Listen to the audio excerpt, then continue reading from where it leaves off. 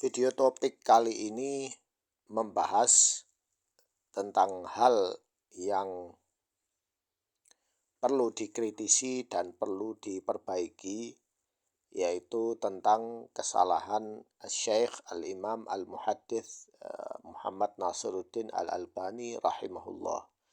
Jika saya mengkritisi atau memperbaiki cara beliau, itu tidak mengurangi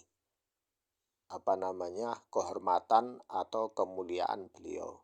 Justru beliau akan senang jika aku melakukannya, karena dengan tujuan untuk menolong ahlus sunnah, ya.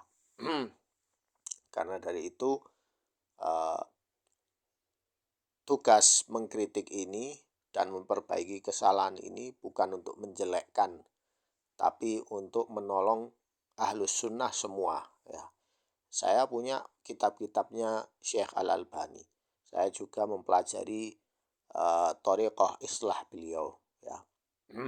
Tapi saya tidak taklid sama beliau, taklid secara buta atau membela membabi buta, ya, tetapi taklid dalam hal kebenaran, ya. Supaya kalian tidak salah paham tentang video ini, jadi saya menyarankan untuk kalian untuk membaca secara keseluruhan, melihat video ini secara keseluruhan, ya. Jadi jangan dipotong menggunakan video ini, ya, untuk menyerang kelompok ahlus sunnah yang lain. Jangan, ya, jangan melakukan hal itu, karena manhaj saya adalah manhaj ilmiah dan saya punya rencana untuk menolong semua ahlus sunnah tanpa pandang ormas atau kelompok sekalipun. Baik. Di sini ada kitab, itu namanya kitab Silsilah Al-Ahadits As-Sahihah, ya. Wa syai' min fiqha wa fawaidiha, ya.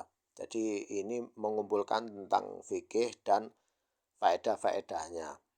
Nah, ini ditulis oleh Muhammad Nasiruddin Al-Albani, ya. Ini di jilid, ya, jilid ke-15 tidak salah ini, ya. Nanti diperhatikan lagi yang punya kitab. Di sini ada hadis nomor 1749, awwalu man yughayyiru sunnati rajulun min Bani Umayyah. Maksudnya orang yang pertama kali merubah sunnahku adalah seseorang pria dari Bani Umayyah. Siapa itu? Enggak ada yang tahu. Namun di sini sanadnya ada Al-Muhajir bin Abi Makhlad. Beliau Al-Albani rahimahullah berpendapat bahwa qultu wa hadza isnad hasan. Jadi sanadnya ini hasan. Rijalu thiqat, rijalnya bisa dipercaya. Rijalu syaikhain ghair al-muhajir wa huwa ibn Makhlad, kecuali Al-Muhajir bin Abu Makhlad. Berarti ada masalahnya di sanad satu orang ini. Qala Abu Hatim saduq, ya. Ada yang bilang bahwa beliau saleh. Kemudian layunul hadis laisa bidzak wa laisa bil mutqin, ya. Memuji tetapi mengkritik juga. Qultu fa bimithlihi la yazal hadithu an martaba al-hasan. Beliau berpendapat bahwa hadisnya ini hasan, ya, masih bisa dipakai, ya, tidak terlalu dhaif. Wal 'ala al-murad bil hadis taghyir nizam ikhtiyar al-khalifah. Jadi beliau beristihad atau berpendapat bahwa yang dimaksud sunnah di sini adalah sistem kekhalifahan, ya, sistem kekhalifahannya berubah. Waja'alahu wirasa, dan menjadikannya sebagai wirasah, warisan. Apakah Khalifah Muawiyah melakukan pewarisan atau dia yang pertama kali mewarisi? Ya, mari kita geser ke sebelah. Di dalam kitab Tahdzibut Tahdzib, ya, ini Tahdzibut Tahdzib karya Ibnu Hajar Al-Asqalani, ya, kemudian ditahqiq. Di sini disebutkan, ya, disebutkan di sini Muhajir bin Makhlad atau Abu Makhlad, yuqal Abu Khalid Maula Al-Bakrat.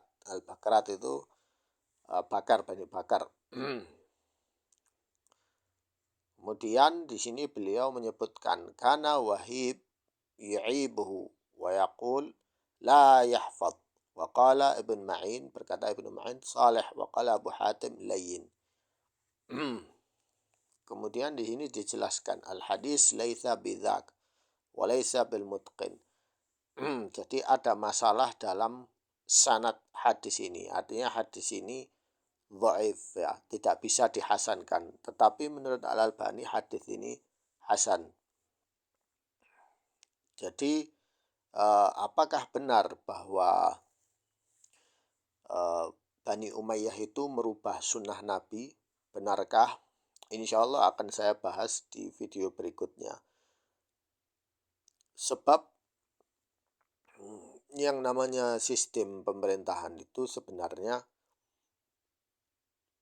atas dasar ijtihad, ya, atas dasar ijtihad. Dan Muawiyah bukan orang yang pertama kali mewariskan kekhalifahan. Yang pertama mewariskan kekhalifahan adalah Ali bin Abi Thalib, ya. Ali bin Abi Thalib mewasiatkan Hasan jadi khalifah setelah dia, ya. Itu sudah termasuk mewarisi, ya. Padahal seharusnya khalifah melakukan cara yang dilakukan oleh